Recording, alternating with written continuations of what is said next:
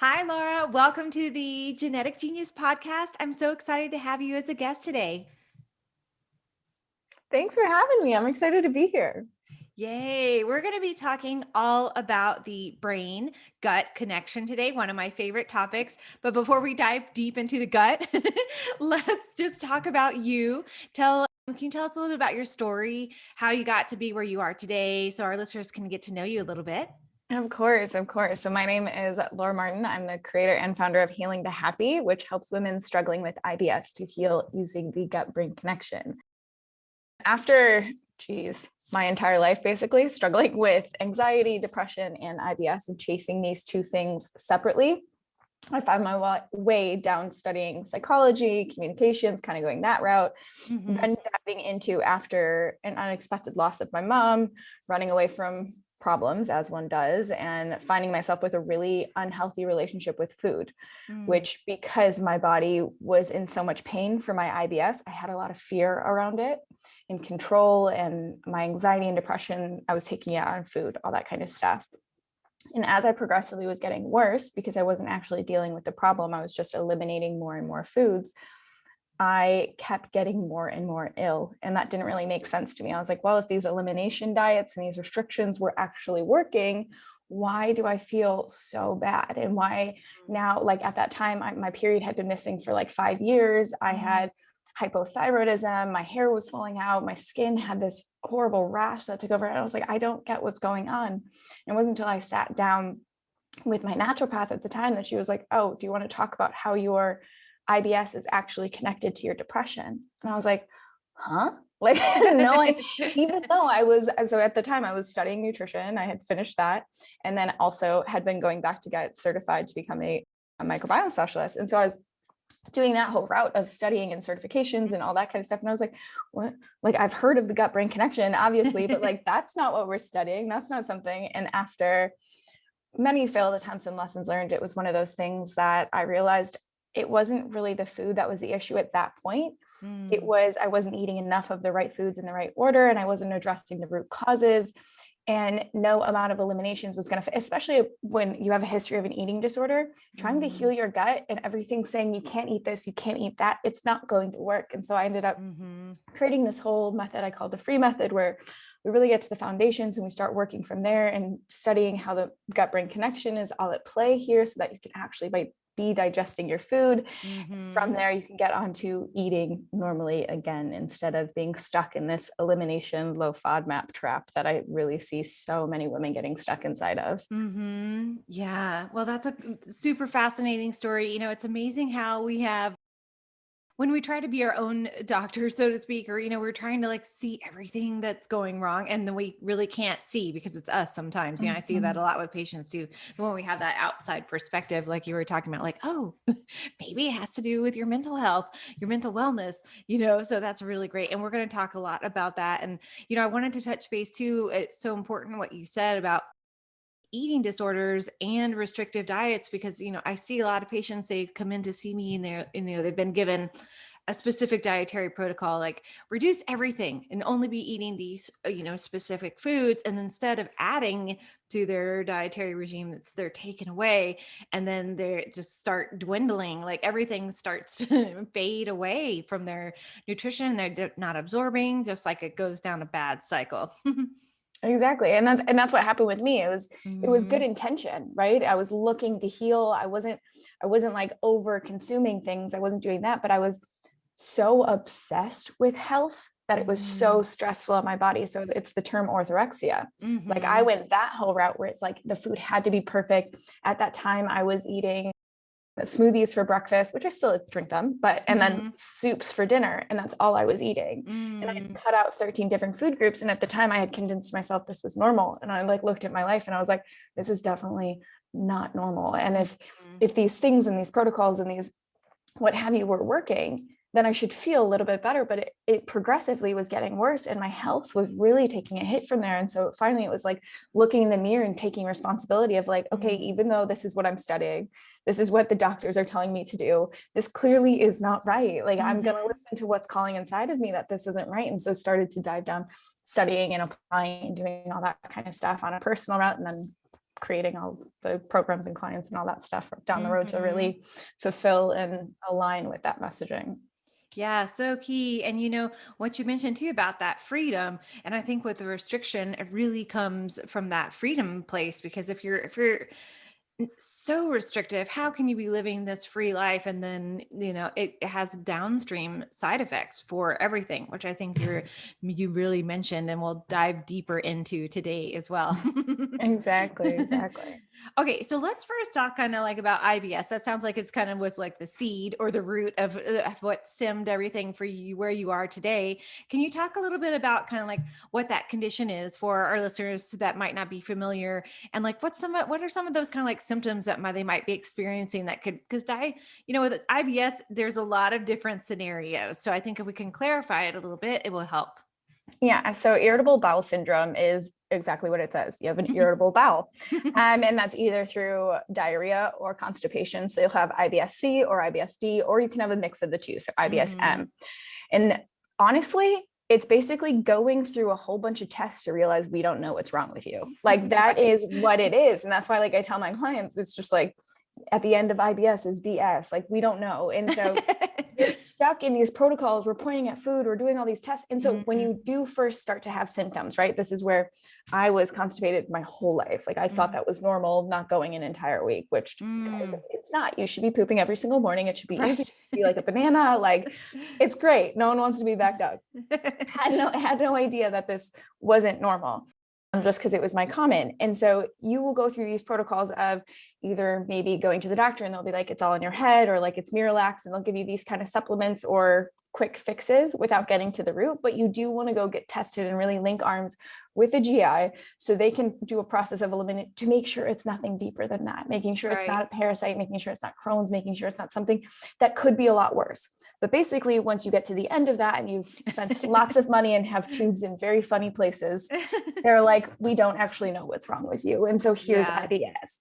And so you go through all this, and then they're like, oh, just like cut out gluten, dairy, soy, what have you. When really at the root of it, it's not food at that point, right? Like food Mhm. is not the thing that is causing your body to be irritated, but Right. because that's what we're taught. They're like, oh, it's the FODMAPs, like you can't have them. And you're like, but why can I have them? Like my body, like you need to go deeper than that to be asking the question, why isn't your body digesting these foods? And if you're only chasing the food side of it, you're going to be stuck with making the digestive enzymes weaker and being more sensitive to foods and Mhm. being really stuck on this whole rat race that we see all the time. Right. Yeah. And I think that's so key what you said too about the kind of like the endless testing. And if we could just take a step back, it's important, like you said, to do the testing to rule things out that could be, really important. And I do that with patients. But also, if we can, before we go down that road, even, let's take a look at the aspect of stress and anxiety, depression, and see if that's causing, I see so many patients that, like you said, with constipation and diarrhea, both of those things, that when we work on the actual mental health picture, that's when they have results, but they're able to see when they get the stress again, they're like, oh, if I'm stressed out, then I have diarrhea. That's But exactly it. and people don't realize that. They don't have that, just making that connection. That's exactly, and I mean, so that's like in the free method, that's the F, that's the foundation. So it's Mm, never me telling you anything. I don't even the microbiome test and all that kind of stuff.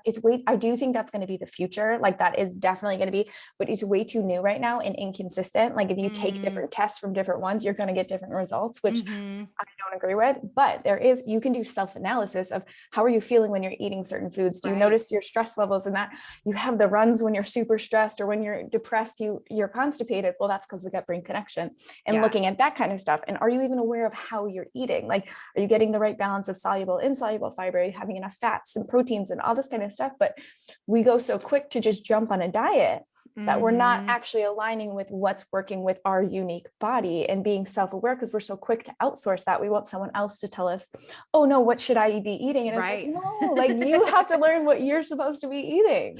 Yeah. And sometimes that can be really challenging when you're in that Mhm. place of not feeling well. It's like you just want somebody to be, we're so trained, unfortunately, to have the quick fix, and sometimes it's needed. to when Mhm. things are in a really bad place. But I think looking deeper is such a key to how we can shift things, and especially when it comes to the gut.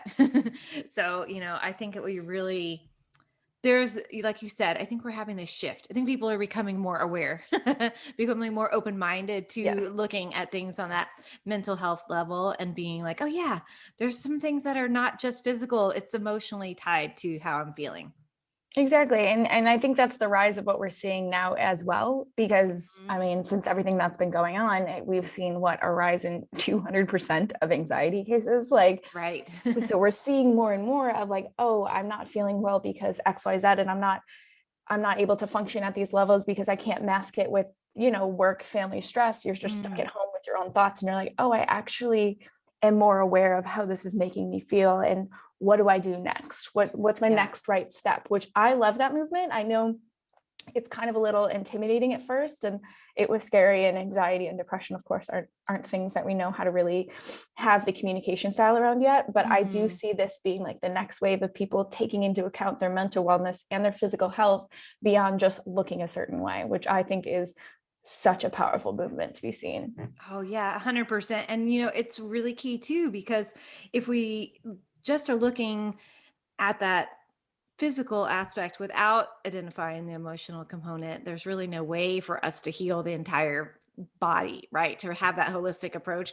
And I know that many, many patients are having a hard time even getting in to see counselors right now, like wait lists of like 6 months, and that can be really hard for someone who needs to have that component for their complete healing, so to speak. Oh yeah, I'm seeing that a lot with people. They're like, I can't even get in to see a GI for the next 6 months, and they're just in Mhm. crippling pain, and it's Mhm. really disheartening too, because most likely what's going to happen is you're just going to come out the other end with, we don't know what's wrong with you, Mm, and then it's like, right. okay, so what can you do now while you're waiting, and kind of understand how it all works together so that you Right. show up to your GI fully prepared with the right questions to ask, with your like Mhm. notebook in hand. You're like, I Right. got it. I got it. Right. Yes, your little GI journal. Exactly.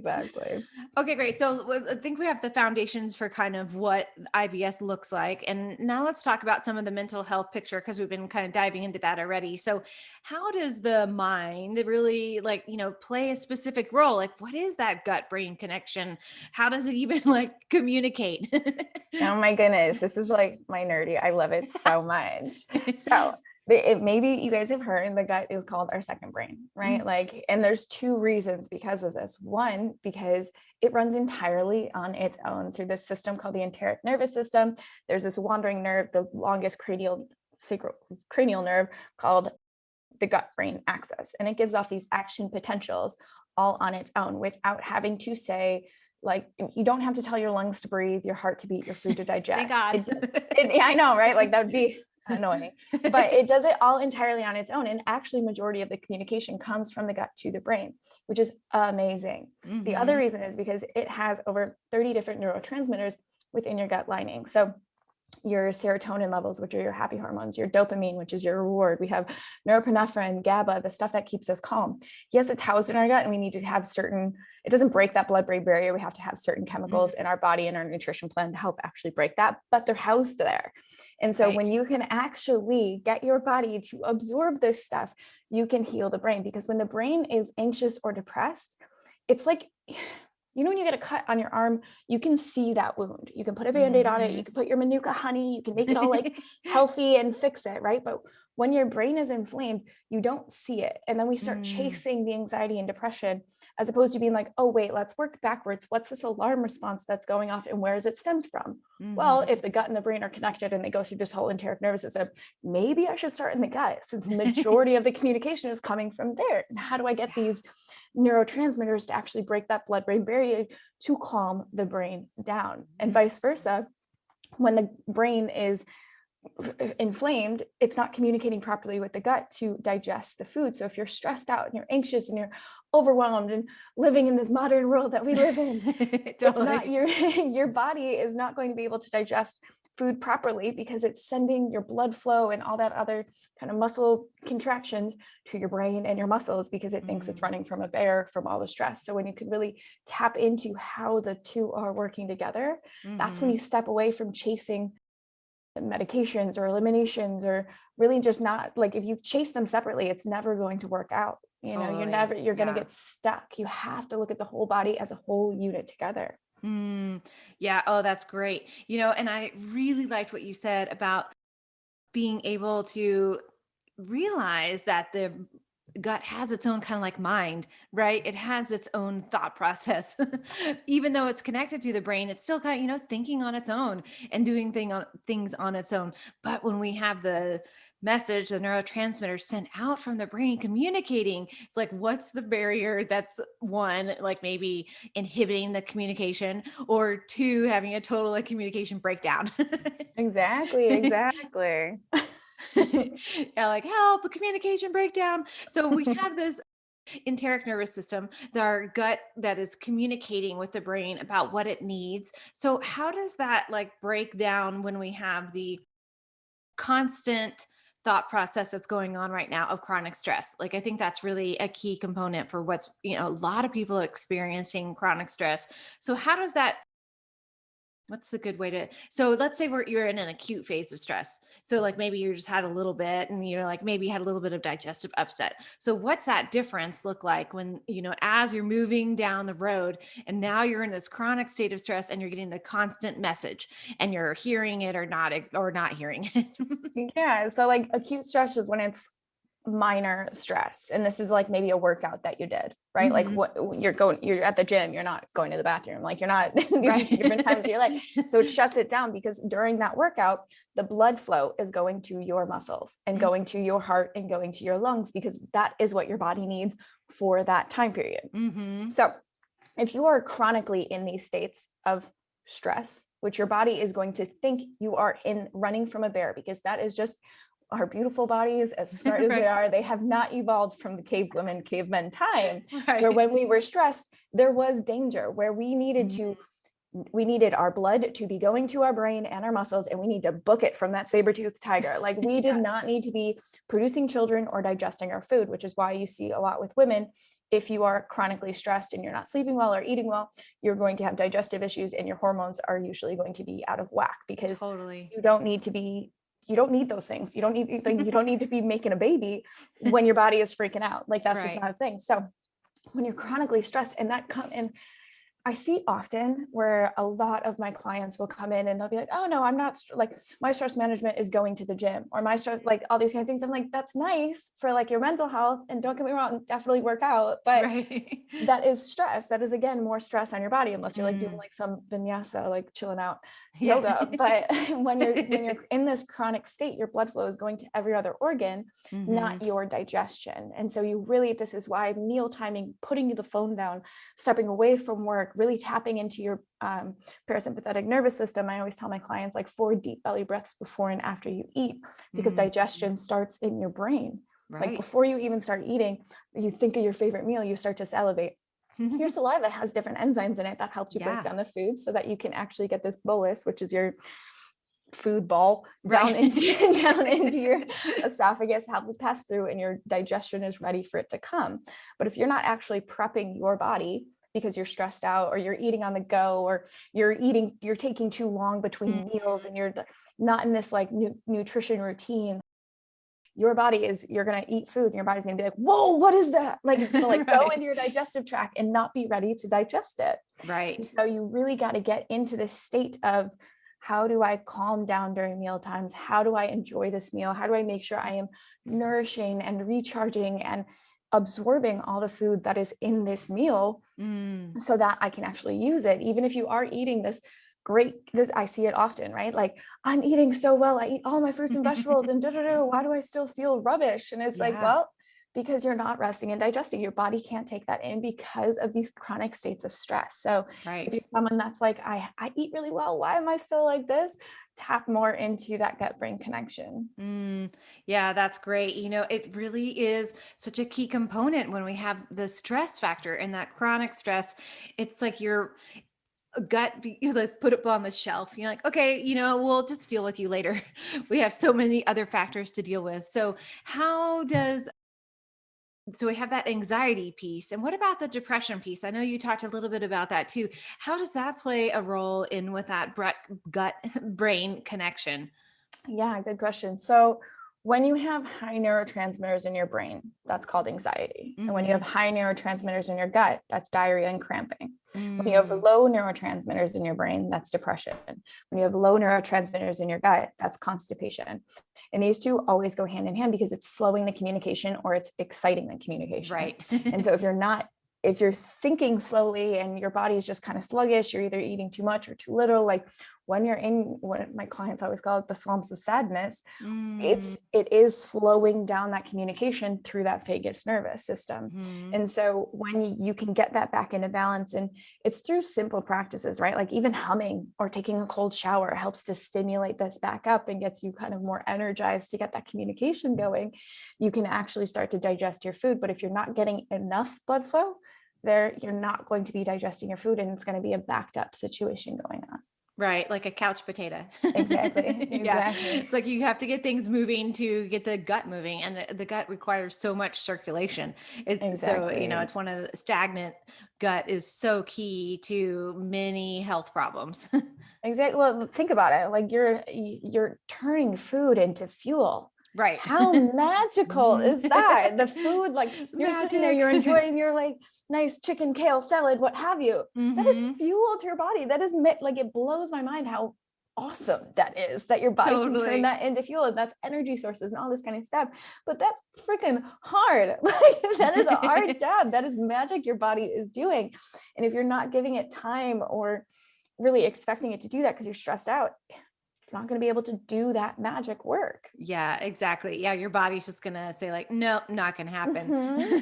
It's well, So it's going to get into survival mode because it thinks right. there's a bear, so it needs to go to your brain, it needs to go to your heart, it needs to go to your lungs, those things that Yeah, keep you alive. That's where it's going right. to go. Yeah, not resting and digesting. Exactly, exactly. Yeah, I liked what you were saying earlier too about that hormonal piece because it is, when I talk to a lot of my patients about that connection between mental health, stress, gut, hormones, it's like, the light bulb starts to go off, and I think that's a lot of people are seeing that new connection, which the typical allopathic world or the MD world, there's just not that kind of realization, and I think it's becoming more, not necessarily mainstream, it's becoming more, I don't know, exciting for people to learn about.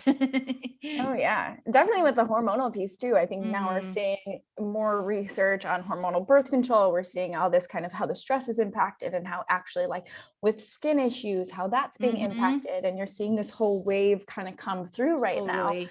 But it's like a dog with a water hose in its face. Like there's just so much information that you're like, which one do I start with? Right, totally. Yeah, there is a lot. Yeah. And I think that that's one of the things we'll talk about, that how you work with patients or clients is to really like, kind of like sift through the information and really find out what the root cause and some of the foundations are. So, I know you work a lot with nutrition.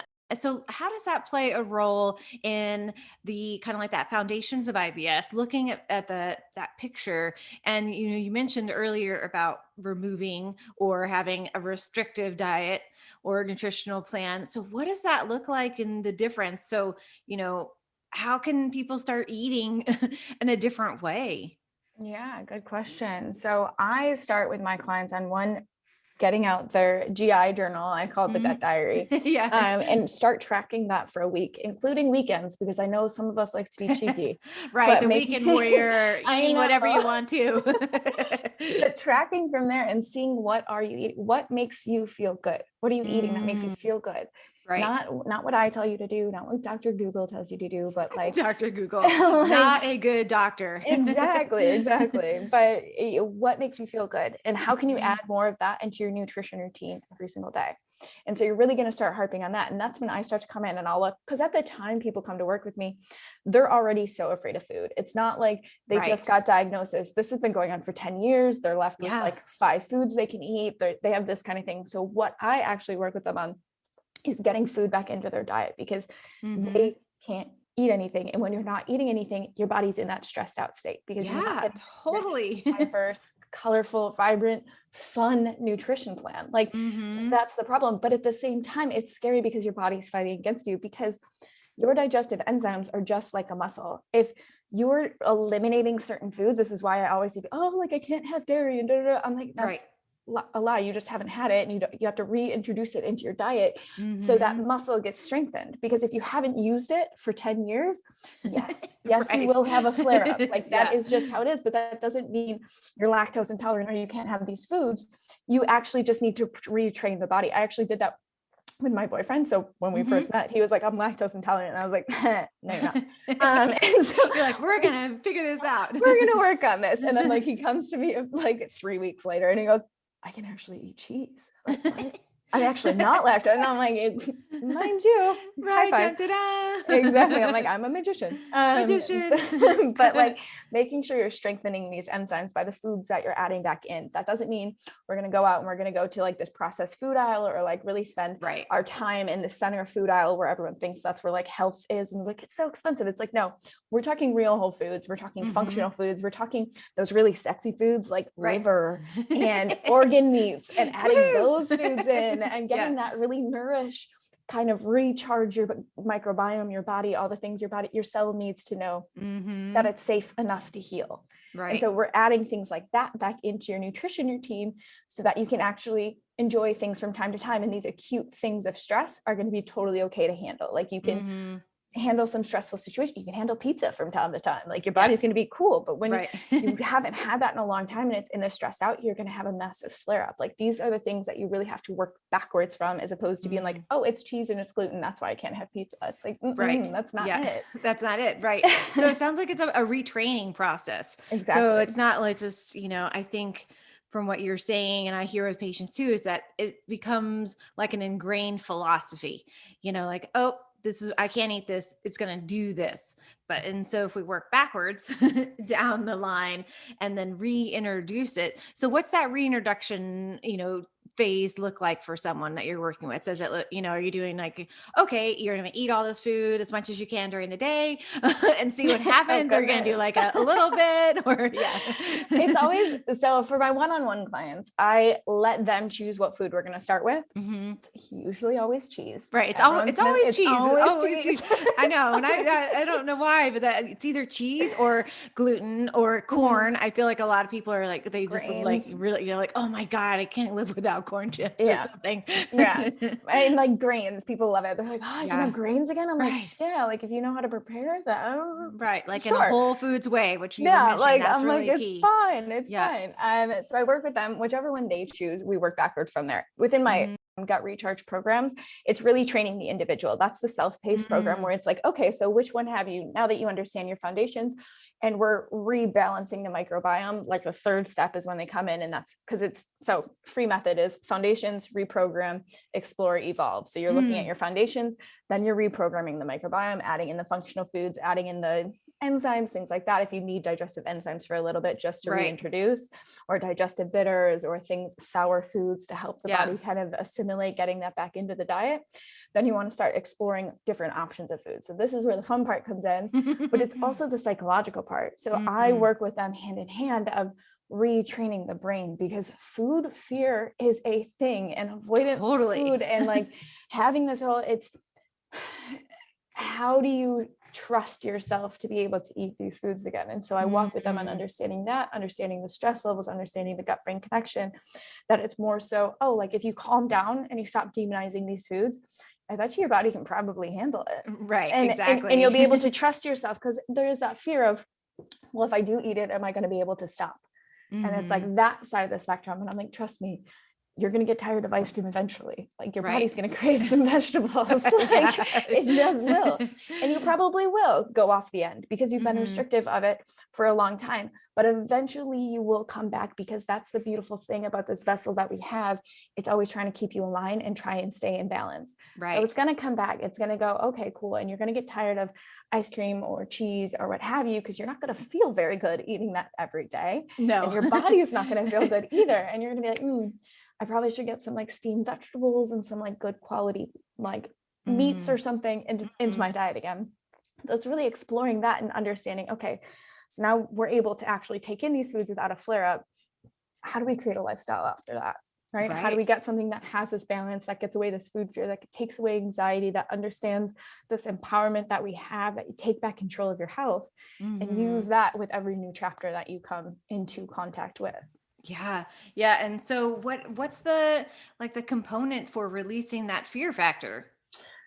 Lots of journaling, lots of self-intuition. It's things like that where like we have our live coaching calls because people are going to Mhm. come in and you can relate, and it's like, okay, so is that one area of discomfort you can lean into safely, right? And Right. retraining that of like, okay, so if I have cheese today, I'm afraid of cheese. I'm afraid this is going to cause me a flare up. I I don't just know if got this it's image of this massive cheese like coming towards you. it's Like, like me, ah! me, me. But Yeah. so I always educate with, or I educate. I think food Right. knowledge is so powerful. So I'm like, okay, so Mhm. like if you're afraid of cheese, start with goat cheese and start with a soft goat cheese. It's easier to digest.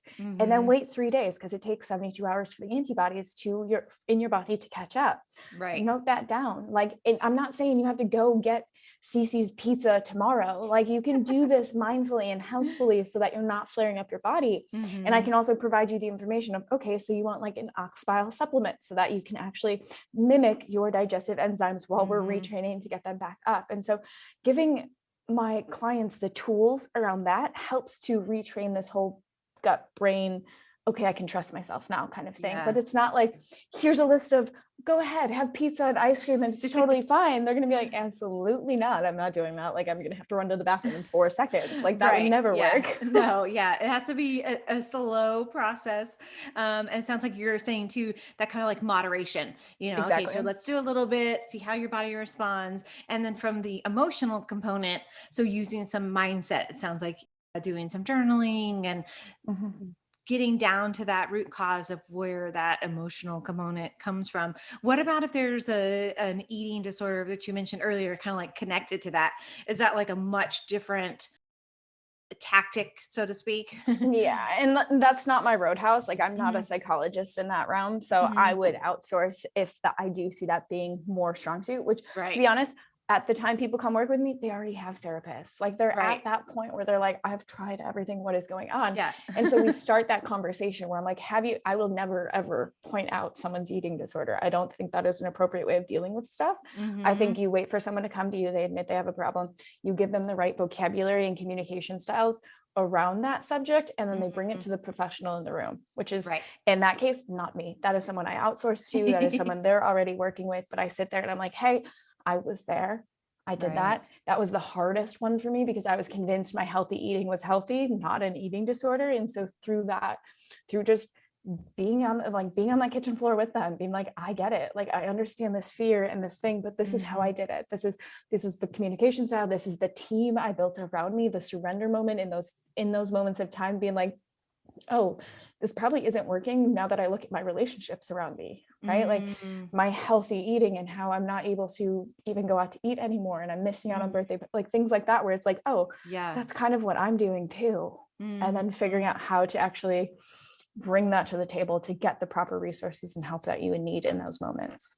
Yeah, and I really like what you just mentioned there too, because that's a huge component of when someone has IBS and some food issues going on. It's like that scare tactic or factor of being able of social anxiety. Mhm. Like, okay, if I go out to eat, or if I guess with COVID it's been a little bit different, but have some it's a dinner with friends or something like that, then what's going to happen when I have to run to the bathroom? I'm going to be embarrassed. So then instead, it's like you create a barrier around their social activities, which then just kind of like snowballs. Exactly. I mean, it's a two-edged sword, right? Like Hmm. it's good intention. So you do this and then you're on these elimination aisles, but then you realize, oh, I can't go out to eat anymore. I can't, like, that's Hmm. exactly what happened to me. Yeah. It was one of my friend's birthday parties and it was at an Indian food restaurant and I brought my own smoothie there while everyone else is eating these gorgeous meals. I'm sitting Mm, there sipping a smoothie while all my friends are staring at me, being mm, like, do you see the problem here or is it just right. us? And it was like when I got home and I was just like, oh my goodness, like I can't do this anymore, like Right. something's got to change. But at that time it was like, but how, like what? And that's when I was like, okay, like I surrender, even though this is my field of study, that's my enroll. Like I had a therapist, I had my GI doctor, I had my functional Mm, nutritionist, I had my functional doctor. Like yeah. I just surrendered being like, I don't know anymore. And I am willing to invest in a team that will help me normalize this. Yeah, that's really key to what you said because having a health team that understands the ins and outs from that physiological and functional perspective is so key because it's like it's not, if we're just treating the cause, especially when it comes, sorry, the symptom, when we're just treating the symptom, especially when it comes to IBS, it really doesn't ever get better. Exactly. You can't chase a symptom. Like the Right. thing is, what I've come to know, love, and teach and preach is like you sit there and you're like, okay, my symptom is just a sign from my body. And if I'm trying to shut this down, eliminate it, mask it, this messenger that's trying to deliver a message is never going to be able to catch up. Right. You Yeah. know, and you're just going to always be chasing and running, and there's never going to be a solution. You have to be able to sit there, and it's not just one solution, right? Like that's why I would never with my clients say I'm Mhm. I'm the end all be all that kind of stuff. It's like, Yeah. no, you have to sit and realize like you need a therapist, you need a team, you need, like for me, even with my business, I have a team of mentors. I have, you Right. know, like in every aspect. And I think that's what comes with healing is you realize you're not actually unique and you're not alone, right? Like you Right. need to sit and surrender and take responsibility for how you're responding to this so that you can really outsource to elevate and heal in the way that you know is possible. But that doesn't come. I see so many people, which I did myself. Oh, I can do this myself. Like, oh, I'm just gonna Right. like stick to this. And I'm like, no, like if I would have just hired the team that I had before, it wouldn't have taken me 10 years to figure this out. Hmm. Like, Yeah, we can be stubborn humans. yes. Okay, so let's talk about some of the basic building blocks and foundations. So when you're, say, someone is coming into you, a new case, so to speak, what are some of the foundations that you look at in that big picture that can be out of balance? Yeah, so I first make sure they go through with their GI, getting all the tests, all the stools, all the kind of stuff Hmm. to make sure there's no bigger issue there. Right. And then once we've eliminated, okay, so it's IBS. Step one. Exactly. Like so now we come, because with the gut, you need to test. You cannot guess. Like these are the Right. things I see too often where they're like, oh, I think it's a parasite. And then they go on a parasite cleanse. And I'm like, no, like Right. please And that stop is a doing that. hard cleanse. It's not Mhm. something that is, just like I'm going to drink a glass of water and feel better in the morning. Exactly. Exactly. So that's the first thing. And then we get to the foundation. So that's where I'm looking at their blood work. I'm doing a full, looking at their full thyroid panel. I'm looking at their cortisol levels. Hmm. I'm looking at their blood sugar levels, their fasting glucose levels. I'm looking at a full thyroid panel is reverse T3, reverse Hmm. T4, T3, T4, TSH, which you have to ask for those tests. Your doctor Right. isn't just going to give that to you. Exactly. And if you're not getting that, you're like, oh, like my thyroid's fine. I'm like, and then you look at their reverse T3 and it's like, no, you're actually not reuptaking it. So it doesn't Yep. really matter. I And know. all those kind of things. And then you're looking at vitamin D, vitamin C, making sure you're actually absorbing your nutrients, because if you're missing those, your body's not taking in a lot of the Hmm. minerals and vitamins that you may be taking from supplements or from the food or anything like that. And Hmm. then we work backwards and we're looking at vitamin B and all that kind of stuff based on energy levels and moods and all that kind of stuff, just to say, then we start to add that in with functional food. And this is where the not so sexy but really sexy foods come in, where it's like you're Yeah. getting those livers and organs, and you're making sure Hmm. that you're getting like oysters once a week and the fatty fish, and you're really Hmm. focusing on these omega-3 fatty acids, because your body cannot make them yourself. And I really don't like the fish oil supplements. I think you should get it from food Right. twice a week, because it's just Hmm. the fish oil supplement is just a too concentrated form for your body to take in. So you really kind Hmm. of want to just focus on the real whole food aspect. Yeah. And Hmm. supplements are the thing you add on top, which is why supplements are the last thing I touch on Right. when I'm focusing on food. And so once we can get that, like even my clients, when I have them add in the organ meats, they're like, is this supposed to work this fast? Like, I feel great. I know we forgot that we need the stuff our grandparents used to eat. Like, it Right. is so good for us, even though it's an acquired taste, don't get me wrong, but we'll Right. start to add these things in. And then we evolve from there and we start looking at lifestyle practices. So, what is it like around meal times for you? Are you calm? Are you slowing down? Are you Mm. really enjoying your foods? Are you eating within 5 minutes? Are you giving yourself that full 20 minutes to actually enjoy your food? Yeah. And moving from there, because it's not just one thing. You can't just be like, oh, go eat liver and you're totally fine. It's like, no, are you actually taking in that liver? Are you looking at your lifestyle practices? Are you Right. moving your body? Are you getting sunlight? Are you meditating? Are you drinking? Like, there's so many aspects of it. And I know it can feel overwhelming, but a place to start is first be aware of what are you doing? Like what works Mhm. for you, and start with not, I don't like saying tracking because people love my fitness pal nowadays, but like, Right. do you know what is your nutrition routine, right? Like Mhm. we have so many routines. We love morning routines, we love night routines, we have our work and commute routine, but like, what is your nutrition routine? And Right. that's like such a better way of looking at it than like your diet or something. It's like, no, like when's your breakfast? When's your lunch? When's your dinner? Are you figuring out Mhm. what that's working for you? Are you feeling energized, or do you have to take a nap after? Like starting there and making that really, really something you can show up to every single day in a routine, just as you do as your morning and night routine, and then start to play around with it. Yeah. Oh, that's great. I love that kind of like all those different key aspects that you mentioned. And, really important too is that what you mentioned about nutrition being like that foundation, not getting, if we can get more of our nutrition, what we need from food and not from massive amounts of supplements, which when you're having IBS you're not able to absorb most likely anyway. And Mm-hmm. that stress component, it's like your gut is in this like knot. Mm-hmm. Right. And so when you're adding in, and even that can be with whole foods, but at least they're a way for your body to try to learn, recognize what those foods are and how to communicate with those foods.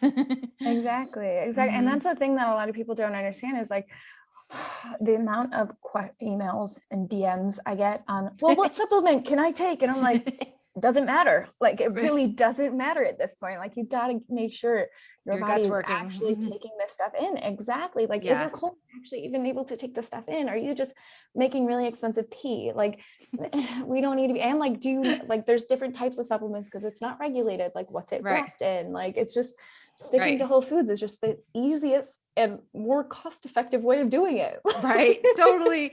And what, you talked about organ meats and the kind of like is like you said, the sexy foods, which I love that. What are some ways that people can, introduce those in? Because I think those are the scary foods.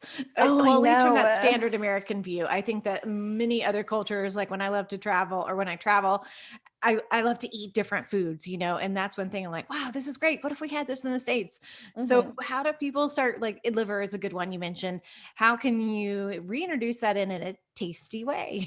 Yeah. So I mean, I lived in Asia for like 6 years. So organ Oh, meats was nice. just, it was like normal. Right. Um, It's totally normal. it's a normal, like they sell it on the street, but you can do like gizzards, you can do organ meats.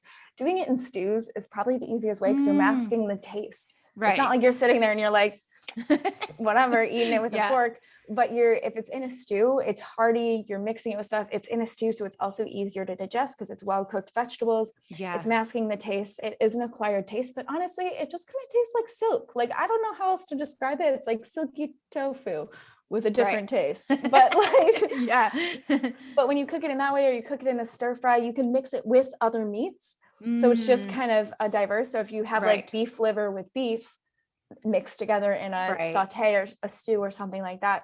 Super simple. And if you still hate the taste, they have some supplements, beef liver supplements from like Vital Proteins or things like that Right. that you They do. can go Yeah. and consume as well. Yeah. And what do you think about when a specific organ, so let's say we're talking about the gut, if there's a specific organ that's out of balance, the gallbladder or liver, when you're taking that supplement, what kind of communication is it giving back to the organ? Like you mentioned, the thyroid. Does that make sense of the question? So if you're Mhm. taking a supplement that is liver, that is an actual liver, what is that telling the body to do? Ooh, good question. I actually have not researched that enough to be able to answer that confidently, but I assume that it would be triggering the same enzymes because, like I said, with like the digestive enzymes with ox bile, since it's the same mimicking ones that we have in our Right. own body, Yeah. helping to support that. Because when you are, say it's your thyroid and you're depleted in those vitamins and minerals, you need Hmm. to add them back into your diet. So I'm sure consuming one would kind of get that back in if it's an Right. animal that is similar to your species. Yeah. Yeah. That's totally right. That's exactly right. Yeah. It's like I'll talk to patients about it being like you're giving yourself a little bit of something to help your body to understand the function again. It's like, Mhm. oh, that, like you were talking about magic earlier, is that magic little pill, like if for the adrenal system, you're taking that adrenal supplement to tell your adrenal gland, hey, did you forget how you were working? It's like a jump start, like the battery, the cables to the battery. Yeah, like adrenal cocktails. Like you Yeah, drink an adrenal exactly. cocktail to help. Yeah, okay, that makes sense. That's Yeah, awesome. totally. I didn't even put the two together, but now I'm like, Yeah. yeah, actually Yeah. 100%. Yeah, totally. Okay, so what are some of the secrets that you have behind kind of like healing gut dysfunction? Do you have some like what would be your top 3? Let's just pick 3 fun secrets that you think that people don't usually know about. Yeah, I mean, I feel like we covered a big chunk I of know it we did already, of right? like looking at one, are you eating enough of a balance of soluble and insoluble fiber to your gut? Mhm. I think that is Mhm. such a huge one. We are a day and age where everything is loaded with nuts and seeds, and we are like overdoing it on one spectrum. So we need to make Right. sure we're having a balance within the two. So much so. And then focusing on that gut brain connection. That is something, Mhm.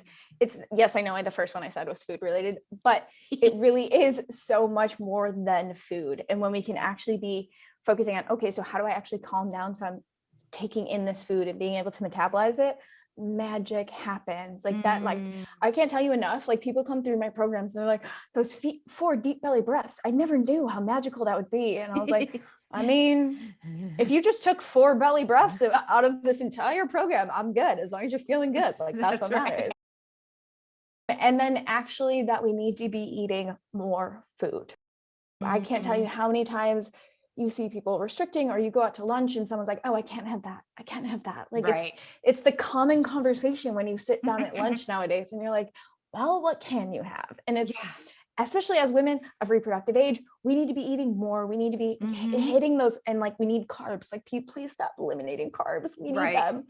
Our Yeah. body, like our cells to We repair, need the we need fuel. glucose. Exactly, Yeah. exactly. So I would say my 3 tips would be making sure you have a balance of soluble and insoluble fiber, making sure you're focusing on the gut brain connection, and then 3, making sure you are eating enough. And I Mm, know that can be scary to eat more yeah. food, but Right. making sure you're figuring out, either setting up your team, like I said earlier, linking arms with someone that really understands it to Mhm. get you on that path so you have enough food so your body can repair itself. Yeah. Oh, that's great. Love it. It's good. It's like kind of like a recap of what we were talking about too. Exactly. And you mentioned the soluble and insoluble fiber. Can we kind of backtrack to that for a second? And then can you explain the difference between those two? Yeah, so insoluble fiber is the things that are like the vegetables, the berries, the seeds, all that kind of stuff. And then we have the Mhm. soluble fiber, which is like the grains, the nuts, all that kind of stuff. And we want to make sure we have a mix between that, which every single person is unique in that. Like I can't tell you, you need 5 grams here and 10 grams here. That's not going to work. And this is where doing one of the things, like I have my gut diary, and you can say, okay, so how many grains, how many nuts, how many what have you did I have today? And then playing around with that, Mm, super valuable, because one drives water to your bowel and one takes one away. right. So you need to be focusing on, okay, so which one do I need? And that is only you that can figure that out. Like Mhm. no amount of testing can figure that out. It's only through self-experimentation of, oh, if I have this cup of oats with all of this nut butter and like all these kind of things, no, I'm kind of backed up. Like that didn't work for me. But if I Mhm. have this delicious smoothie and maybe only a teaspoon or a tablespoon of nut butter, because it's a good balance here, I can actually go every single morning. Mhm. That's literally my own personal journey as well. Like if I don't Yeah. have my smoothie, I'm backed up. If I have Mm, oatmeal, as delicious as it is, it's too much for me. So right. I Too much need to to find digest. this. Exactly, exactly. So it's figuring out. Whereas I know plenty of other people where if they have their bowl of oatmeal, they're just like, "Ooh, I got a rocking bowel Golden. system." Yeah, they're like Right. pooping like unicorns. They're like, "Ooh, Right. we got this." And it's Totally. totally fine. So you have to kind of figure out that nice little balance between the two. Yeah, that's great. So having that individuality and using that gut journal or gut diary to really kind of fine tune how you can have the best poop possible. Exactly, exactly. And it's one of those things that like we talk so much about like carbs and fats and protein, and you're like, you're forgetting one major one, fiber. Right. Like, Yeah, and and poop. exactly, exactly. Totally. Okay, let's talk about for a minute, like roadblocks. So, what for you would you see is the most common like roadblock that your clients experience when they're making that gut brain connection? Yeah. People love the low FODMAP diet. Like it is one of Mm, the biggest hurdles that I get a lot of pushback on, where yeah. people want to argue with me a lot, saying that like, no, this is what keeps it safe. This is all this kind of stuff. And I'm like, actually, like if you look at the research, you're not supposed Mhm. to be on that for a very long time. And you No. definitely are not supposed to do that if you aren't guided by someone that gets it and like Yeah. has the background to know what that is.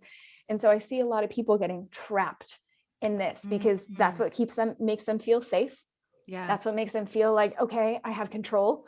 And so they're following this kind of protocol, but they're doing it for like 10 years. And I'm like, no, no, no. Wow. Like that's No, not that's how not this a is supposed diet to for be. 10 years. Exactly. I'm like, it is max like 3 weeks. Like we Yeah. went way over that. Right. And so breaking that kind of stigma where, and especially now, like you look up anything gut health on the internet, it is all low FODMAP, this, eat this, like, Right. and it's this wrong stigma that like this is supposed to be like the new paleo diet. And it's like, Mhm. no, no, The no. new You really golden got to key. focus on, okay, how do we get these foods back into your body? Exactly, Mhm. Yeah. exactly. And getting things back into your body so that you can be eating normally again. You don't have to be so worried about food and all that kind of pushback. And then with roadblocks with the gut brain connection, I really don't see that many roadblocks. It's Mhm. just it's a new science, so people haven't really Mm. heard of it. So Right. they're more quick to go, well, this is the diet I'm following, this is what I'm going to cut out. I've eliminated dairy and gluten, so I'm good. Yeah. But when we actually go back and look at it, it's like, oh no, this is a whole gut brain dysregulation. And they're like, oh, Mm. actually, when you bring that up, yeah, when I'm stressed, my gut kind of gets really bloated and I'm gassy. And Right. I'm like, I know. Right. Oh, look what you figured out. And Exactly. you think they figured that out a lot through the journaling when Yeah. they're eating something? Yeah, that's what I find with patients too. It's like, well, I don't really have the time to keep a food journal. I'm like, yes, you do. Mhm. And it's Because if only a you, week. Like it's right. Yeah, it's only not a like an week. eternity of food journaling. And I really like, I use a portal system where the patients can enter in that information and then Yeah. that allows us to compare it together, which is so key because it's like it opens the page for them in this amazing new book of their gut, novel. Well, that's the best question. Like they come in after they fill out the gut diary, because same as well. Like I create an online Mhm. portal. They come in and I go, well, what did you notice? Right. Before I even say anything, they're like, oh, I didn't have enough vegetables here. Or Right. when I I'm didn't drink stressed here, I water. didn't have enough water. And I'm like, Mhm. oh, wow. And like, when did you have like unicorn poops? When did those happen? They're like, oh, when I had like this type of food. And I'm like, okay, so you're building out your plan yourself, but you just have Right. to slow down a bit to take that week. Yeah, Right. okay, it's annoying, but like figure out a method that works for you Yeah. to give you the long sustainable health that you're desiring. Yeah. Oh, that's great. And let's talk about your gut recharge program. You mentioned it a little bit earlier. Can you just kind of, what does it look like? For our listeners who are interested in having more of that gut healing going on? Yeah, so it is my baby. It's just this online beautiful community plus the education platform. So you're Mhm. going to go through and it's a 6 weeks of really breaking down, okay, so what are the foundations? How do we apply it? How do we reprogram? How do we evolve a lifestyle? And feeling safe within that container. This Mhm. is why I think it's beautiful to have community in these aspects. So you come in, you have your modules that you go through, and it's totally self-paced, but every single Tuesday we have our video lessons where I pop in, I answer any questions. I'm always Mhm. in the little private community. You have the recipes, you have the guides, you have everything you need. So you, by the end of the 6 weeks, know how to get through it. Like you Mhm. aren't left with, oh, like, how do I get through low FODMAP? It's like, no, no, no. You understand the basics of how do you actually break free from that mindset to set yourself free and welcome yourself home and live a life on fire and recharged, which like, oh, I love it so much. That sounds fascinating. I love it. It sounds like a great program. And tell us how we can find you and find out about the program.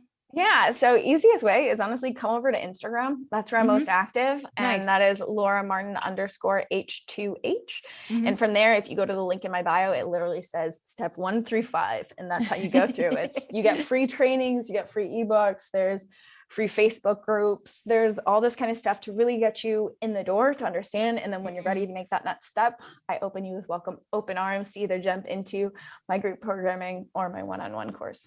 Awesome. That's great. I love it. So the H2H stands for happy to Healing healing. healing to happy. Healing to happy. Both could be happy to healing, healing. I love Right. it. Yeah. Both. Okay. That's great. One last question for today, Laura, before we wrap up. If you had an unlimited budget, what would you do right now to make the biggest impact on the planet? Ooh, I would open a bunch of school. This is actually like my end game as to Oh, what I nice. wanted to be doing. Ta-da. Open a whole bunch of school systems to really educate people around food and how to grow off their own land and be educated on platform, because I just don't see enough of that. And so being able to do that in third world countries and really teaching Mhm. people how to expand more on nutrition and use it as a tool to prevent medicine in the future. Great. Yeah, love it. That's an easy one. Yeah, it's funny, that's a question I ask all my guests, and it's so interesting how many people have the same similar kind of like goal. So I think it's definitely going to be happening. Oh yeah. Yeah. Oh So yeah. yeah, that's an easy one. We're going to make that happen.